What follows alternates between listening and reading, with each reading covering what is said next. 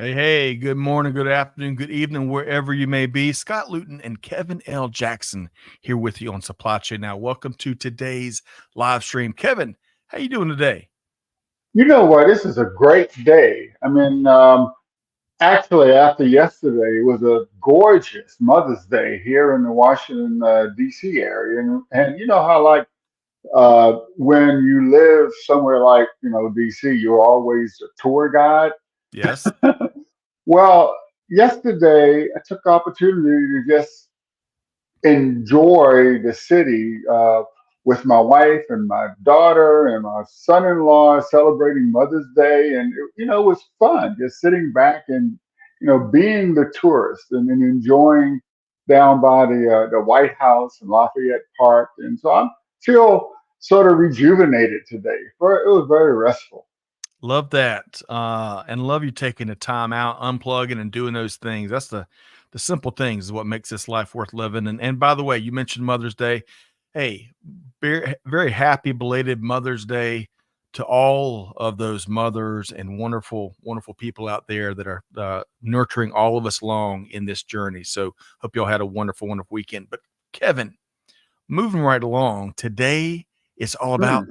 the buzz, right? Where every Monday at 12 noon Eastern Uh, time, we discuss a variety of news and developments across global supply chain and business. And in particular, Kevin, you're the star of the show. The second Tuesday of the month, it's the Digital Transformers edition of the Buzz, where we tend to focus a lot more on technology. And folks, for the three of y'all out there that may not know, I'm always joined by the rock and roll star Kevin L. Jackson, host of our Digital Transformers series, which is available wherever you get your podcast from. And Kevin, we have got one other big guest here today, as Dave Wheeler, the Chief Operating Officer at New Balance, is going to be joining us talking digital transformation, supply chain innovation, and a whole bunch more. Kevin, should be a great yeah. show, right? Yes, I really want to understand that new technology behind those New Balance, right? I'm sure he's going to let loose of all the secrets. That's right. Stay tuned. Stay tuned. But let's make sure we're keeping our nose clean with all the attorneys out there. We will not be releasing any secret trade, any secret sauce, Oh, no yeah. magic. I'm sorry, Kevin. I had to, there are armies of attorneys out there. We want to keep it on the up and up. But folks, kidding aside, two quick things before we get going. First off, hey, give us your take in the comments, whether you're tuned in via LinkedIn or YouTube, X, Facebook, Twitch, no matter. Let us know what you think. And secondly, if you enjoy the show today, we'd love for you to share it with a friend and your network. They'll be glad you did. Okay. So, Kevin, we got a lot to get into before we welcome in Dave around 12:25 p.m. Eastern time. Are you ready to go? Yes, let's go. All right. So let's start with some resources. How's that sound, Kevin? You know, we love equipping people with resources here. First, folks, we want you to check out the latest U.S. Bank Freight Payment Index for first quarter 2024, released a few weeks ago. It offers up key insights across the domestic freight market. We're going to drop a link to download it so you can spill coffee on it, dog ear it up, mark it up, Kevin, all that stuff, right? Yes, absolutely. This gets used all the time Yes, yes. And that's with the thing. real, up to the minute information and data. We talk a lot about data, and it's getting even more important. So this is a real important resource for all of our listeners.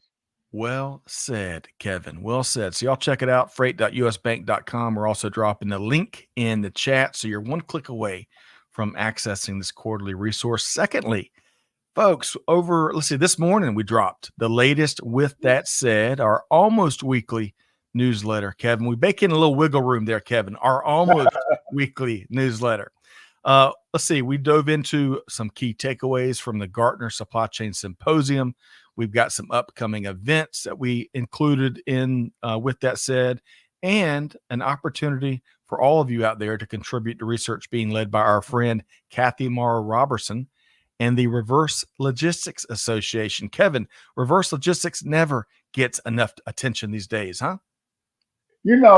Absolutely. It's critical when you're talking about the customers at the last end, that last mile, and keeping them satisfied. I think reverse logistics is really picked up on its importance with respect to that customer experience aspect of just about every business. That is right. Well said. Well said. All right. So, folks, check out With That Said, our latest newsletter, and let Hey, us know what before you you think. go, Yeah. no, before you go there, I just want to highlight to Okay. everyone. Look at that jacket. Man, I saw him looking so good on the video from Gardner. I said, wow, Oh gosh. Scott does have a jacket. So, all right. Thanks, Kevin. Kevin's always better dressed than I am. He's pointing out that I actually have a dress jacket on. I'm interviewing, in this case, that's Katie Fowler, a fellow founder and entrepreneur who launched her firm Unchained Value and had a great conversation, one of many we had at Gartner. So y'all check it out. And yes, I will wear a jacket for most folks, especially my mom, Leah Luton, who is tuned in via LinkedIn from Aiken, South Carolina. If she wanted me to wear a jacket, Kevin, I will throw one on in a skinny minute, right? Yeah. Hey, mom. All right, one more thing. Resources, folks. We're here to deliver resources before we get into a couple stories. And then before, of course, we welcome in Dave Wheeler from New Balance here momentarily. Let's share a great virtual event powered by our friends at Easy Post. This is coming up on May 15th at 12 noon Eastern Time. It's focused on unboxing sustainability, strategies for a greener logistics future. Folks, you got to come join us for that. Kevin I've already had some outstanding conversations with some of the Mhm. participants there. So y'all check it out. May 15th, 12 noon Eastern Time. We dropped the link to check out this free virtual event. And Kevin, if folks come join us, they better include packing their voice and their point of view. So bring your perspective to the event. Kevin, it's really important to speak up and engage in these conversations that's shaping our industry, huh? We talked a lot about the importance of communications.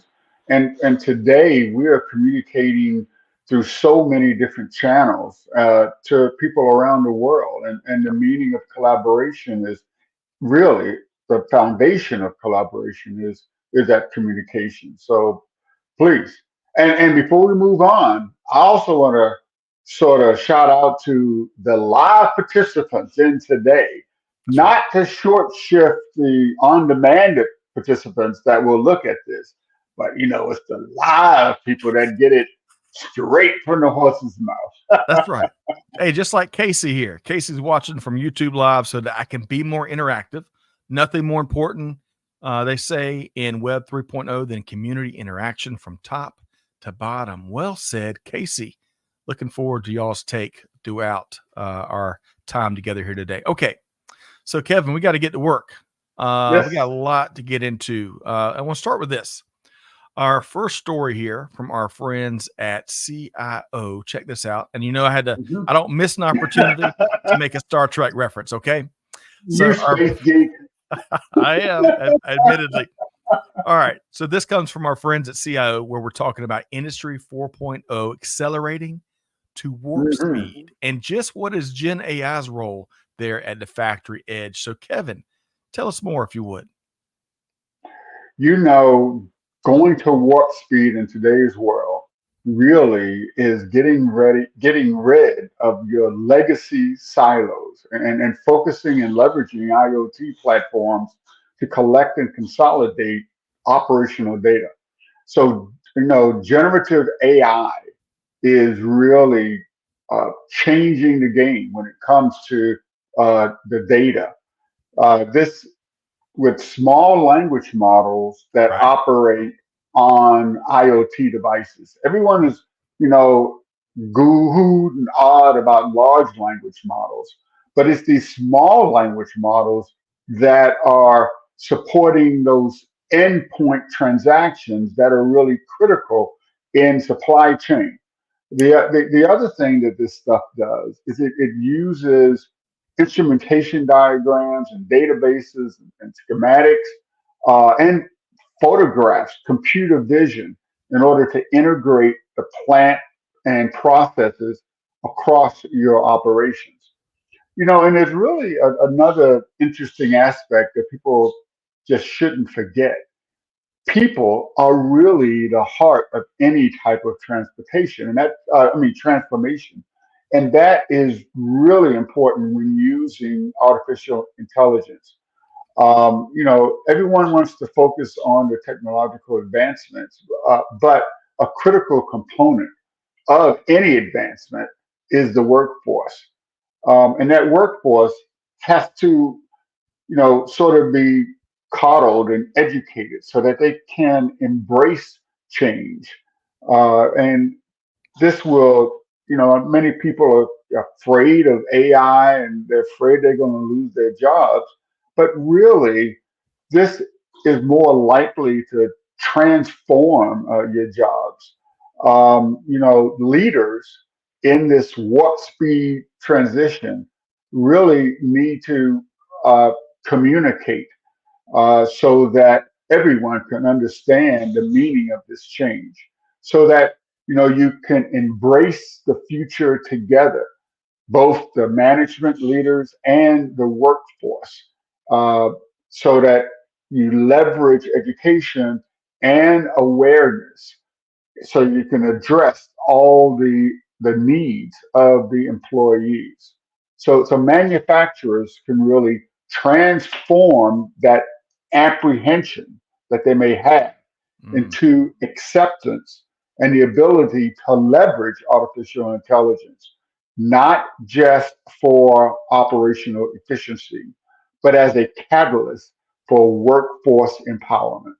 Yes, man. All right. So I love a lot of what you shared there. I got to go back. Embrace the future together. I love that. I love that. As you stated it, I love it even more in action, right? Mhm. Because as you called out, perfect. There's a ton of apprehension out there, in all different parts of an organization, all levels, and one of our jobs as leaders is to acknowledge that, and then work with our teams to Yes. navigate and alleviate that apprehension, even if it's what we're talking about here today is not, it's very complex, right? Digital transformation, very complex. These modern innovative technologies, Gen AI or anything else, very complex, but we do it with our people, not to our people. And that helps Yes. us address apprehension. Um, and a perfect, you really called out the human factor. We've talked a lot about that here, Kevin, over the years. In particular, we had a great conversation with Jen McKeon, which is a senior supply chain leader with Walmart. And they've got a mantra over Oh there, yeah. Kevin. That mantra was human led, technology powered. I think I've got that right, Kevin. Does that sound Yeah. familiar? Yes. Yes. Absolutely. I loved it. Yes. And man, if you have even if you're not a supply chain pro, and if you've observed what Walmart's done over the last 2 or 3 years, it is amazing how they are transforming the customer experience, the supply chain, the supplier experience, you name it. So really, I love your emphasis on the human factor. But one couple last comments, Kevin. I'll get your Hmm. to take your take on it. That is not to discount the power of the technology, right? Oh So no. I mean that we're not doing that. We're lifting up though the importance of the human factor. Here's this. So Airbus is using Gen AI, Kevin, to they're baking it into its design processes to make better aircraft, right? And Kevin, you're a former military aviator. Would you Yeah. agree with me? It's pretty hard to say that Airbus isn't winning the global aviation game right now. Would you agree? Hate to say it, but Boeing has been stumbling a little bit lately, That's right. right? I mean, just recently, the Starliner got scrubbed Right. for the launch. That part of that, I think they've lost the importance of working with their entire workforce and not focusing on the bottom line. And and yes, they need to sort of regain their game. And you know what? With the stakes as big as they are, from passengers' Hmm. lives, obviously, but on the business side, the bottom line, they'll get things turned around. It's been fascinating to watch what Boeing has gone through in recent years. But on a Yeah. brighter note, Kevin, on a brighter note, Ford Motor Company leveraging Gen Hmm. AI to drive big quality gains, including being able to predict defects before they happen in newer vehicles and parts. That's pretty cool.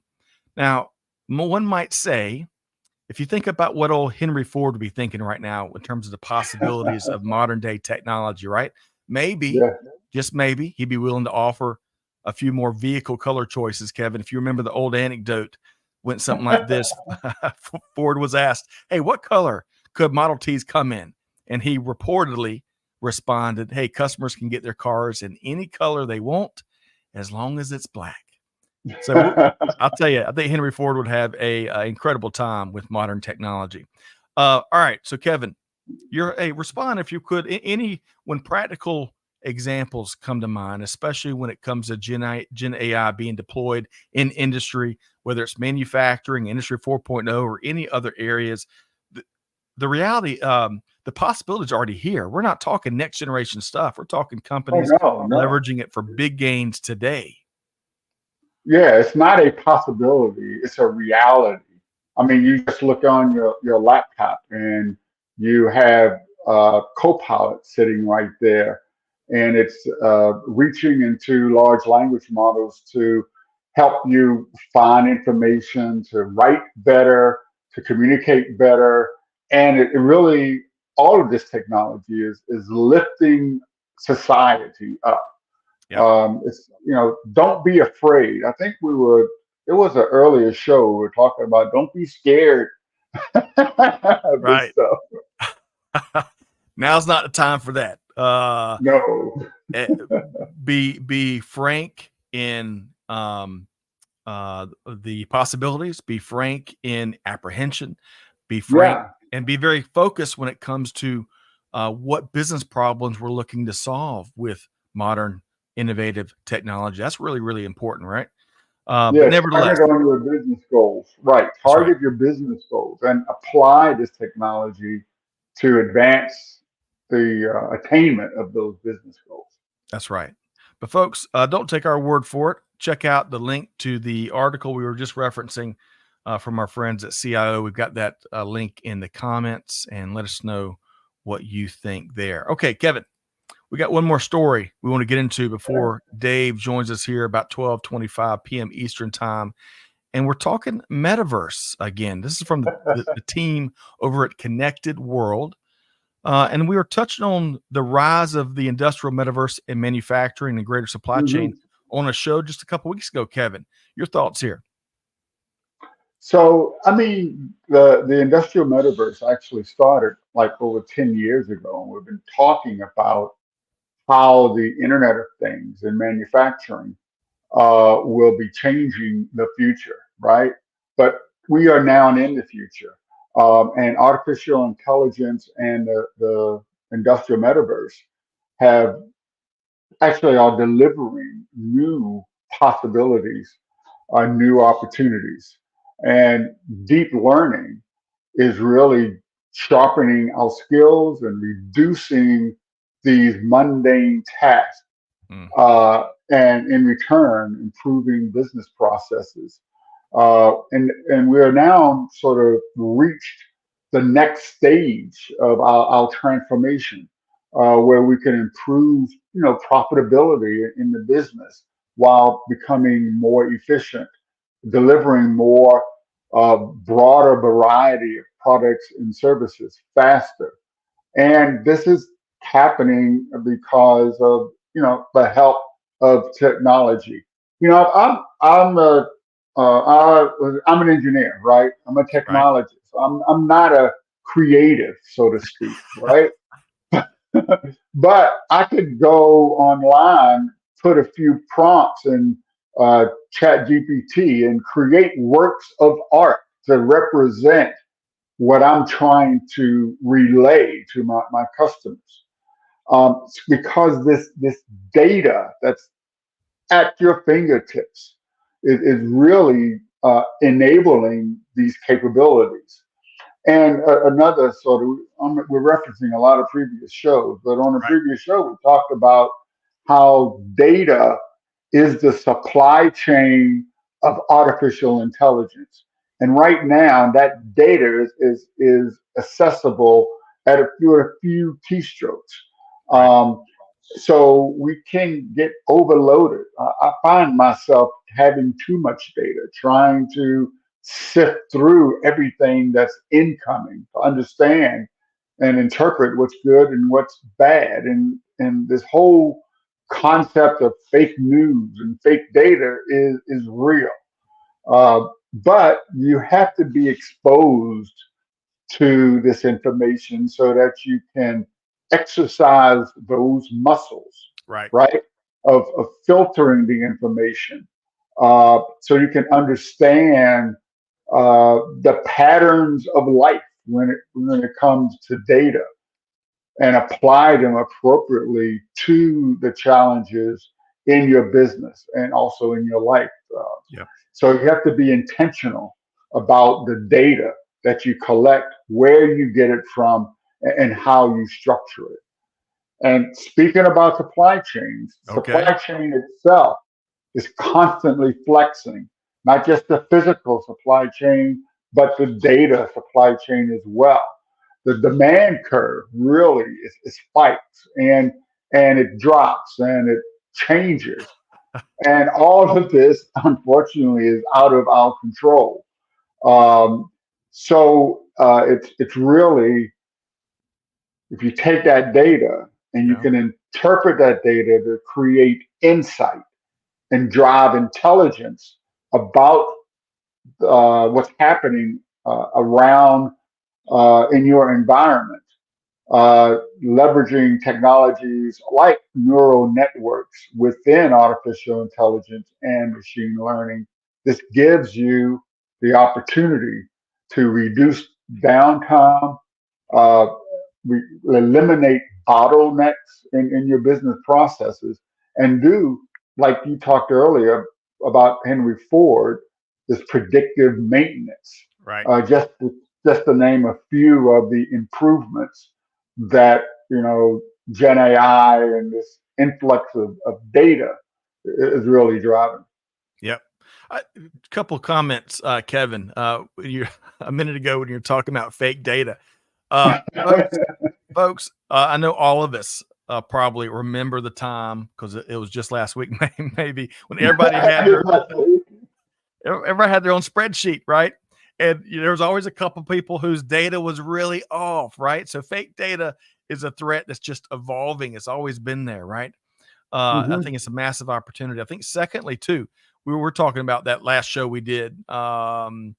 We probably published that a week or so ago, or a month or so ago. Amanda and Catherine, first off, thanks for what you do. Really appreciate all the things behind the scenes. If y'all could drop the link to this industrial metaverse show that Kevin and I did, one of the things we talked about, Kevin, was the cool things that Caterpillar is doing. Now, most folks would know that Caterpillar is a Fortune 100 company, one of the world's leading manufacturers of industrial equipment, engines, turbines, and a whole bunch more stuff. Caterpillar, Kevin, if you remember, they're Mhm. leveraging the industrial metaverse to power a virtual reality lab, which is helping take their product development approaches to an entirely new level. And then you touched on a couple of things more broadly beyond Caterpillar, but more broadly in industry, remote equipment operation and maintenance, right? Think of some of Yeah, the remote sites that whether you're, a mining operation like somewhere where Caterpillar's equipment is used, right, in remote locations around the globe. Think of how challenging the operation and the maintenance can be at those sites. Well, industrial metaverse is helping to make that easier, more effective. And I think you may have touched on it a second ago, training and simulations. Raise your hmm hand if you've ever had really bad corporate training. I'm going to raise my hand really high because I know we've all had that. Well, that's where the industrial metaverse, I think, can unlock all sorts of new ways to make training more effective rather than going through 300 pages of workbooks, right? Something that's yeah. real and much more practical and applicable to what's being required on the job, so to speak. Kevin, your thoughts really quick before we move on. The most important aspect of that training is the experiential training. Yep. When you're using augmented reality and virtual reality, you can imprint knowledge onto the brain, into the human, much faster, much easier, it's much more efficient.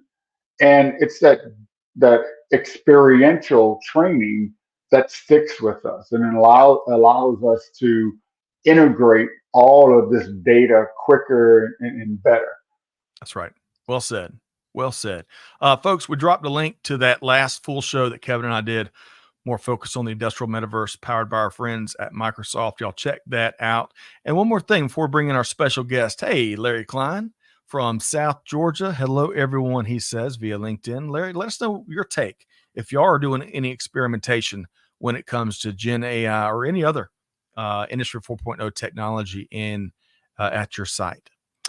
Okay, Kevin, I'm really excited about this next segment. We've got a great guest joining us here today. Are you ready for me to introduce our speaker? I'm ready to get some New Balance. Well, hey, who knows? But buckle up. We've got a great appearance here. So let me introduce our guest that's joining us here momentarily. First off, he is certainly a digital transformer in all definitions of that phrase. In fact, folks, he brings more. We're breaking our rules here. Brings more than 30 years of operations and engineering success to the table. Since 2017, our guest has served in senior leadership roles at New Balance, as Kevin mentioned, one of the world's leading sportswear brands. I've got a pair of 520s on as we speak here today. In his free time, our guest gives forward by serving on the advisory boards of organizations such as Women in Supply Chain and 0100. Please join me in welcoming Dave Wheeler, Chief Operating Officer with New Balance. Dave, how you doing? Hi, Scott. Hi, Kevin. Thanks for having me. Oh, absolutely.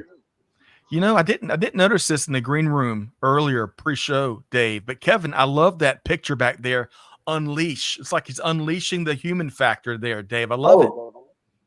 It's a good message, that's for sure. Yeah. And we have the Warrior hockey stick back there. That's all part of the New Balance family.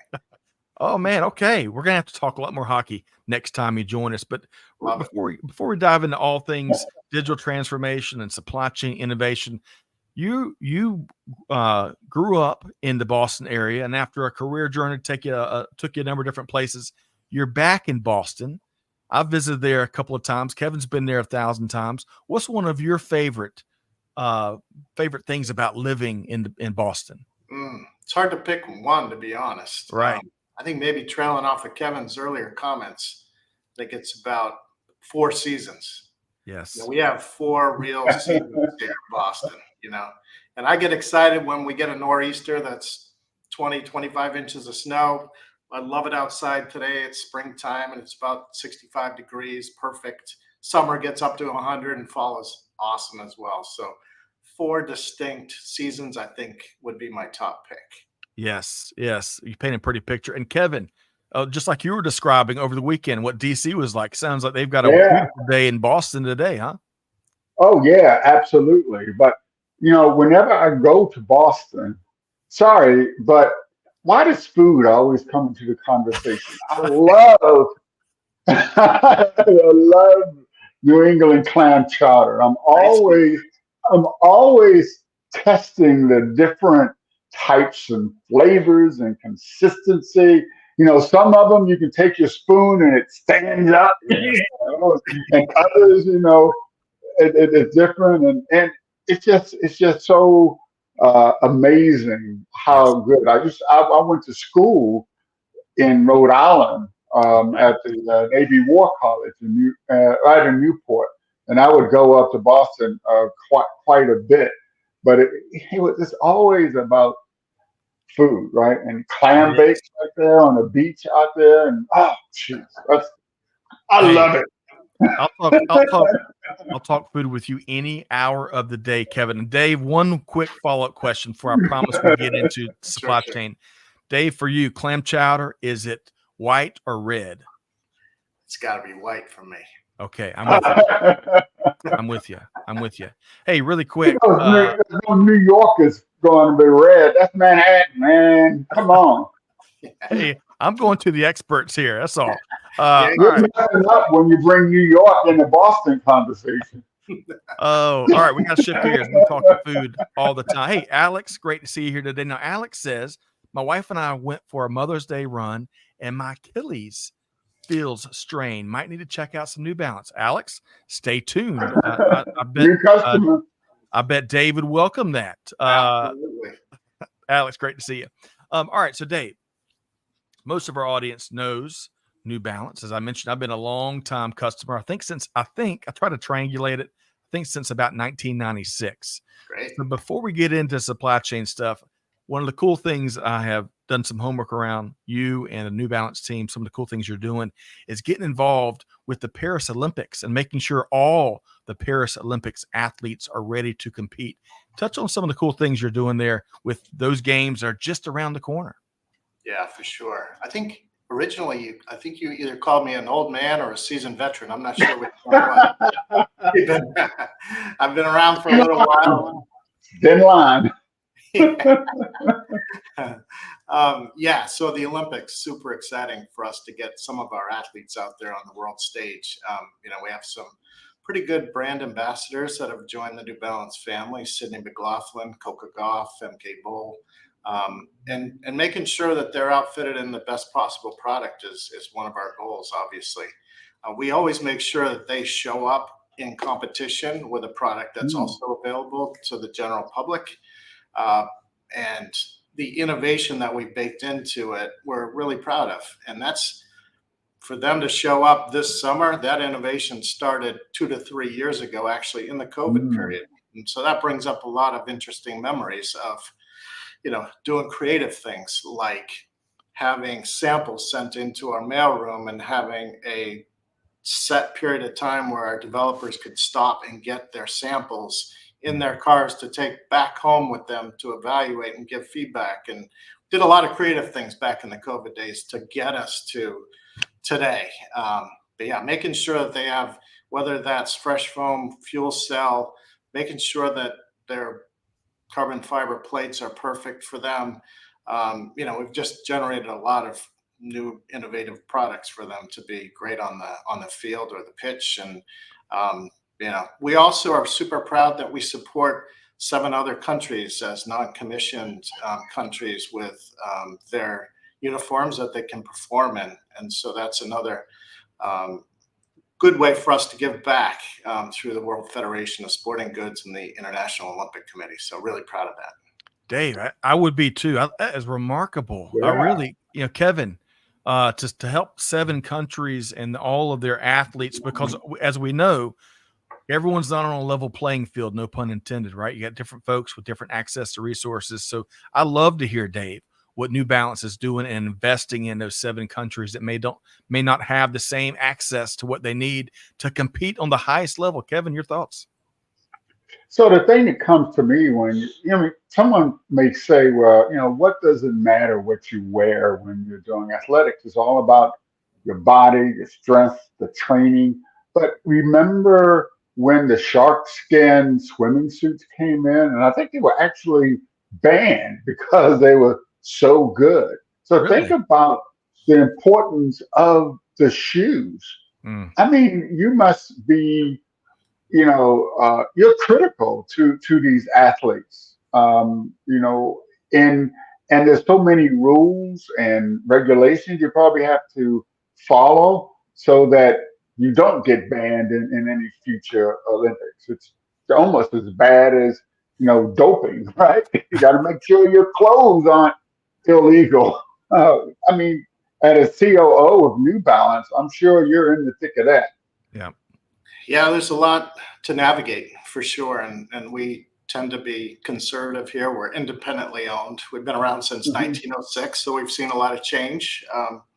And we actually started out as a shoe insert company, not even a running shoe company. Not even a whole shoe. Not even a whole shoe, right? Yeah, the founder, the original innovator, William J. Riley, he looked out his back window, saw a chicken standing on one foot, and fashioned an insert after a chicken's foot. And so his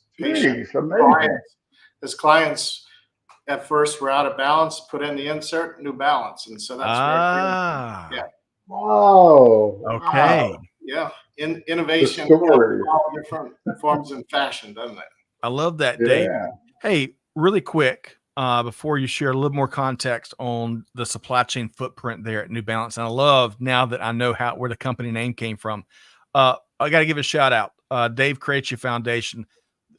Much like you're investing in athletes, this nonprofit that we've been supporting, Dave, helps equip kids with the equipment and the and funds to pay all the organization fees that have gone up dramatically in the Atlanta, Metro Atlanta area. So big shout out to the Dave Krejci Foundation. Y'all check that out. I love, Dave, before we shift over to supply chain, what you are doing philanthropy wise. I can never say that word right, but love it. One other thing I want to level set with folks, and I stole this image, please don't tell on me, from the New Balance team. So this is the 993. Now I wore the 993s and the 990s again since those mid 90s because I'm an old dude, Dave, as you were alluding to earlier. But I was a big fan of the 990s and 993 running, playing basketball. I've done everything in those shoes. So, and I think y'all are, if I heard you correctly, pre-show, you're on the sixth edition of the 990. Is that right, Dave? That's correct. Yeah, we just came out with that last year, the 6th version of that. And so it's Man. gone through a lot of iterations. We try to keep the heritage in mind, but inject some new technology as we make kind of incremental changes. I love it. It's a fun. That's what we call a dad shoe, which are now popular. That's true. I'm finally cool, Dave and Kevin. I'm finally cool. Okay. All right. Really quick, before we get into some other cool things that y'all have been up to at New Balance, can you briefly, especially for context, shed some light on your role in the supply chain footprint organization at the company? Sure thing. Yeah. So I think I view it as I have 3 major inputs. I kind of have marketing, design, and merchandising that are input into my organization. So that group really sets the stage. They create the conceptual briefs. I pick it up from there in development. So my job is to convert those concepts into an actual spec that can then be produced. That's both apparel and footwear. And so we're at about 6.5 billion in revenue right now. There's a lot going on as far as not only heritage and carryover models, but a lot of new that's happening. So they're keeping us busy, which is a great thing. I have the umbrella of global planning. So that's supply planning and demand planning. Demand planning meaning forecasting.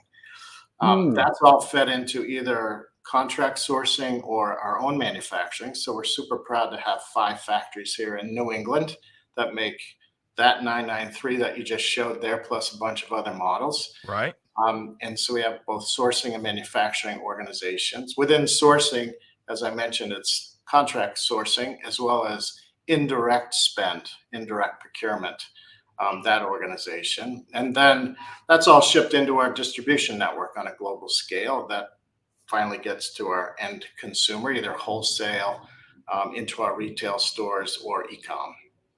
And then there's some other functions like all of our construction, a few things like that that kind of fit under my umbrella. And then we have matrixed in HR, IT, finance, costing. Okay. All right. So Kevin, out of all of that's on one of Dave's 3 plates, I'll call it, what's most intriguing to you, Kevin, in terms of what Dave leads? Well, the thing about apparel is how culture affects what people like. And when you're operating a multinational company, like a large multinational company like New Balance, I wonder how, as the chief operating officer, do you take balance, what people like, what they need, and the introduction of new technology into your model? It's a lot like, I guess, a automobile manufacturer, right? Steady stream of inputs is what I'm hearing you ask about, Kevin. Is that right, Dave? Yeah, for sure. And I would say we're pretty good at that, but there's a lot of room for growth. And that's where we're headed actually with some digital transformation efforts. Where, when you think about even on the footwear side of things, same for apparel. it's really hard as COO to predict if Taylor Swift is going to walk out with a red and white pair of glasses, yeah, with Travis, and then our inventory is gone immediately Right. from the Swifties. That's Yeah. pretty hard to do. Yeah. But Well, there are other things that we can get better signals on, and we do that, like I say, pretty well right now. But we have coming down the pike this year a new ERP and supply chain planning suite that I'm super excited about, and that'll give Okay. us the ability to take better inputs. So I'm gonna. So So we're thinking, yeah, I'm we're gonna. thinking that that the importance of data and the ability to translate that data into action that addresses the needs of your end customers. That's a huge challenge. Yes. Yeah. Yeah, So, absolutely. so Dave, we're going to keep going down that path of some of the cool new things you are doing from a supply chain and digital transformation standpoint. I want to bring this comment really quick in. T Squared holds down the fort for us over on YouTube, and he says the 574 will never die. I love that, T Squared. He's a big fan as well. And then LK was we asked him about some things he's using technology in his site there, and he uses Chat GPT when he gets stuck running that SAS code. Don't we all, Larry? Don't we all? All right. So you were just touching on, Dave, behind a lot of some outstanding years and all the success recently, New Balance, is this supply chain transformation, agility, performance. And you were just talking about a new ERP system that's going to allow you to bring even more inputs and signals from the customer and the markets into the overall equation. And these new initiatives and new approaches to leveraging modern day technology has enabled some of the financial success, right, of recent years, which of course impacts y'all's ability to do what you were talking about a minute ago, which is create these very generous give forward programs, whether you're supporting the Olympics or many other things. So Dave, tell us a little more about this new ERP system and any other initiatives that y'all been rolling out to enhance your transformation approach. I would probably narrow it down to a couple of different areas. One would be we have as many companies have, a lot of legacy systems that are tied together in various ways. They've been around for a long time. And I say many of those don't even know the internet exists right now. It's a spaghetti map, to be honest. And so we recognized that about 5 years ago as we headed off on this digital transformation, that we're not going to get an ERP and supply chain planning suite in 1 year. It takes a while. So we had to do something in the interim. And we put in this middleware and created maybe 2 steps. First off, we had to get the data right, one version of the truth. So data quality, call it master data. There are a lot of different terms for it, but spread around the company, certainly on a global basis, we had different versions of the truth. Right. To one version. So that we could all trust it. Using that one version of the truth through this middleware, we use Snowflake, which then takes all this data and makes it accessible.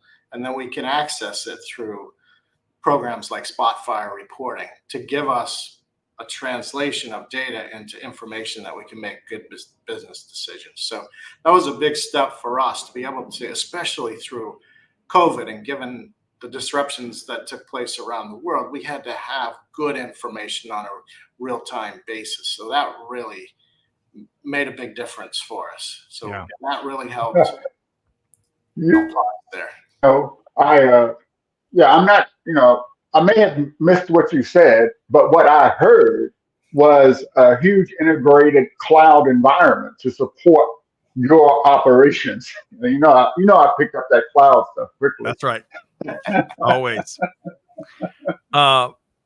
Really quick, Dave, and Kevin, I'll get you to comment on this too. That there's different versions of the truth that Dave just called out. Such a big barrier to, we hear a lot these days, whether you like the word orchestration or harmonization or synchronization.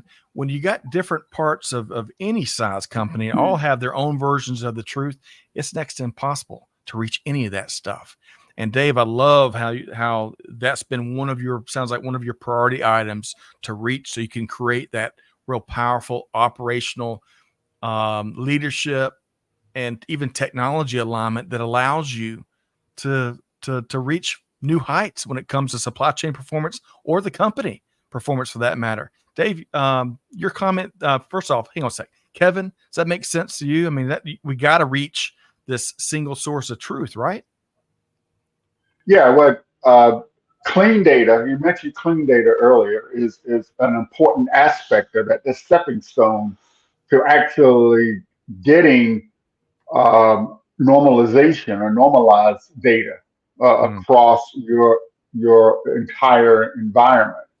So you have to clean your data, you have to normalize your data, and then distribute the data, and then you have to have systems that can actually interpret the data into insights that humans can use and leverage.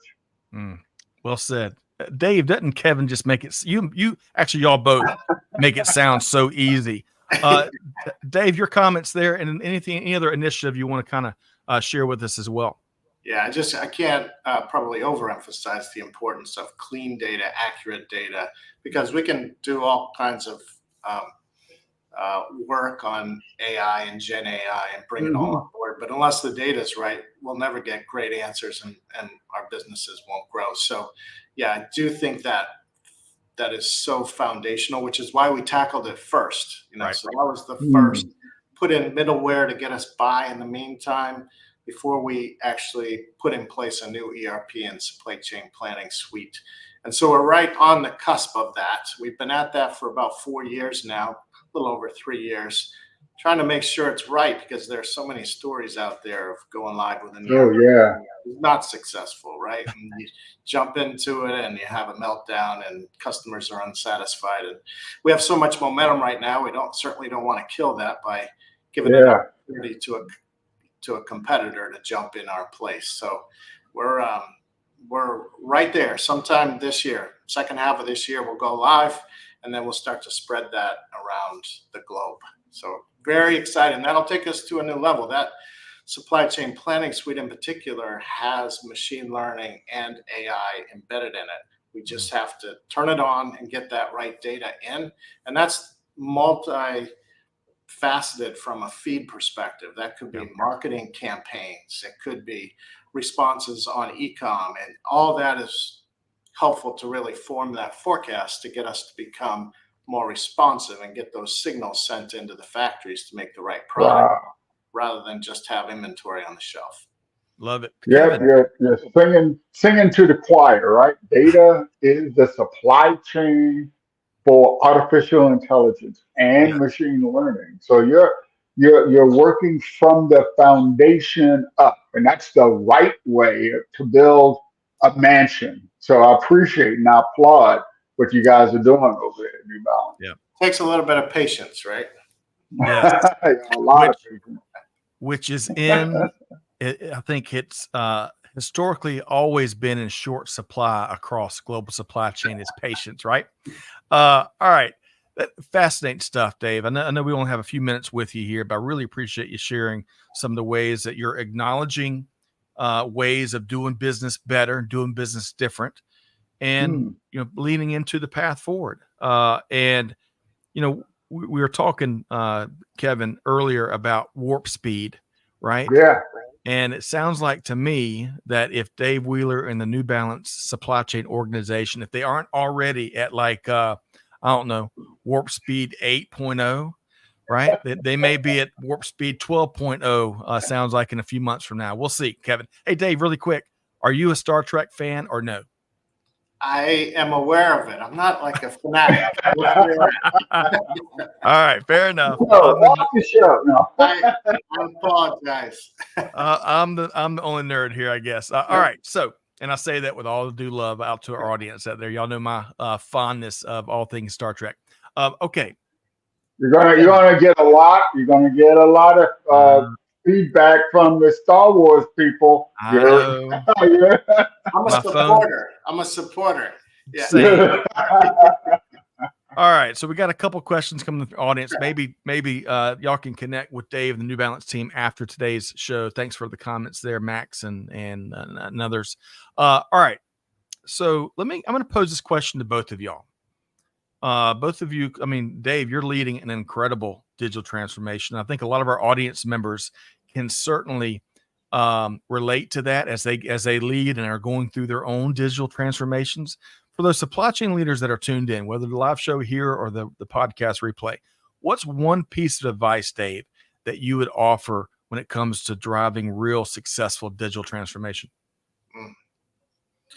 It's hard to have just one, but I know. if I were to pick one, it would be start with the business goals. Don't follow the shiny penny and implement technology first. Yes.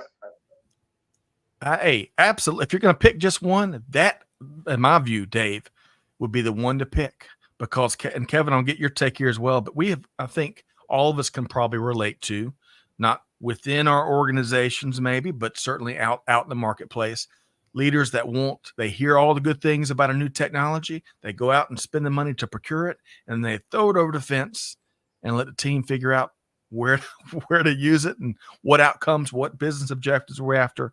Kevin, what would be one of your pieces of advice when it comes to folks driving digital transformation? You have your pencil ready? I got it ready to go. Attaining warp speed requires confident patience. So, and I think that's what Dave is talking about right now. They had this, they knew where they wanted to go. They wanted to get there fast, but you have to start with that confident patience to understand your business goals and the reason behind your business goals, and patience to get the data right, to integrate that data, and that's the only way that they can attain the warp speed that digital transformation can deliver. Yeah, good stuff there, Kevin. Well said. Right, Dave? Is that your thoughts there? You agree with that? Well said. Yeah, certainly reinforces and ties into my belief. It is hard to have patience. I think it does help us out a little bit that we're independently owned, and so we see the mid to long term, and we can stick with it and maybe shift a little bit there. I also think, if I were to say one thing a little bit broader in a culture perspective, I know Kevin talked about people a lot, and that's number one for us, right? If we can have all this technology and process, but if we don't have the right people, and we're built on integrity, teamwork, and total customer satisfaction. But those first two, integrity and teamwork, making that happen you have to have those two, or else all this that we just talked about isn't going to happen successfully. Right. So a lot about culture. Well said. Well said. All right. So I'm going to be heading to Boston in the coming months, Dave. I know y'all got 5 sites up there. I'm a big old nerd when it comes to plant tours. Oh, perfect. I'd love to step in there. We'll have to see if we can't make that happen. But in the meantime, to protect your time, Kevin, you and I are going to wrap in just a second. I want to make sure if folks want to connect with you, I know you're obviously, you do a lot of keynotes when you're not driving transformation and incredible success. And most importantly, my favorite part here, how you bake that significant give forward into the business model. I think it's inseparable. So really appreciate what y'all do at New Balance there. How can folks connect with you and the New Balance team, Dave? Yeah, first I'll say we had an advertisement about 5 years ago that said, worn by supermodels in Paris and by dads in Ohio. So you are you're right in that fashion category right now. I love it. So people can certainly get a hold of me on LinkedIn. Feel free to email me as well. It's just dave.wheeler@newbalance.com. And we are all about that philanthropy. We've given back about $140 million since we started up our New Balance. Wow. Awesome. Giving back to the communities where we do business and where our consumers live. So it's a real passion of ours for sure. Well, I love not only the passion, but I love the real outcomes that you are making happen with your commitment to act on that passion and that aspect of your culture. So I'm so glad. Kevin, one of my favorite things to do, and Dave's got to go here in a second, is to get and meet the supply chain and the other leaders behind some of the brands that we know and love. And this, I tell you, Dave, you have jumped. You flipped over the high bar here today. So I really appreciate what y'all do. Dave Wheeler, Chief Operating Officer with New Balance. big thanks for you joining us here today. And we'll Thanks for have you having me. back Thank you. soon. Appreciate it. Thank you. Thanks, Dave. Thank you, Dave. Take care. All right, Kevin. Man, enjoyed the conversation, Dave. I'm going to get your favorite takeaway that Dave shared. And you kind of already shared that a minute ago. But I'm Oh, second one. yeah. But before I do, just to make sure. So Larry Klein, I know LK, we're kindred spirits. You're a Star Trek fan. Squared is a Trekkie. Kindred spirits here, my friend. Now T Squared says data is a soup of the day. Always. And then Big Show Bob Bova stopped in. Hope you're doing well, Bob. Bob says incremental adoption, even starting with real-time proof of concept projects, will give a corporate team confidence in deploying new technologies corporate-wide. Don't boil the ocean. Just solve the first problem and then move on. Well said. Big Show Bob Bova. Okay, Kevin, your favorite thing that we heard from Dave Wheeler from New Balance here today? Yes, the importance of patience and getting the data right at the beginning. Those are critical to any organization. And they lay out foundations for digital transformation. And like I said before, that patient confidence will lead to attainment of that warp speed in business. Yeah, well said, Kevin. Great stuff from Dave Wheeler. And I love, to beat a dead horse, I love how they're getting involved in the markets they serve and really giving forward to folks in need, whether they be the athletes from countries going to compete at the Olympics or other different ways. Kevin, before we wrap up here today, how can folks connect with all the cool things you've got going on? Of course, they can find Digital Transformers wherever they get their podcasts. How else can folks connect with you? Oh, yeah, always on LinkedIn. And I'm on the X as well.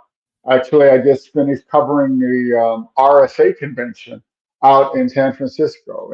And coming up in a couple of weeks, the next Digital Transformers edition, we're going to talk about how digital assets are being used to save the coral in the Pacific with Alan Seed. He's the digital asset. He's one of the most important voices on the ecological use of digital assets across the Pacific. He's from Palau. Don't miss it. Oh, we can't miss that. Marking my calendar as you speak. I'm going to do it right over here. We'll make sure I don't miss that next edition of Digital Transformers. Kevin, always a pleasure to knock out the Digital Transformers edition of The Buzz on the second Monday of each and every month. Thanks for being here, Kevin. Oh no, this is a great show. And that spectrum that they was talking about, from runway models to dads in Ohio. Wow. So true, man. We could. I wish you had about 60 more hours with Dave to jump into the supply chain transformation, digital transformation they're leading there across the business. But Kevin, great to have you here, and all the folks. I know we couldn't hit. Yeah, I know we couldn't hit everybody's comments here today, but really do appreciate the comments and questions. Thanks for being here as always. Big thanks to Catherine and Amanda behind the scenes, helping to make it happen each and every show. But folks, here's the deal, right? Here's the onus. Here's the challenge.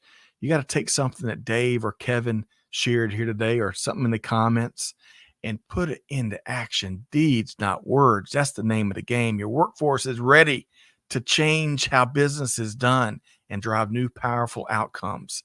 So the onus is on you. So with all that said, on behalf of the entire team here at Supply Chain Now, Scott Luton challenging you, do good, give forward, be the change, and we'll see you next time right back here at Supply Chain Now. Thanks, everybody.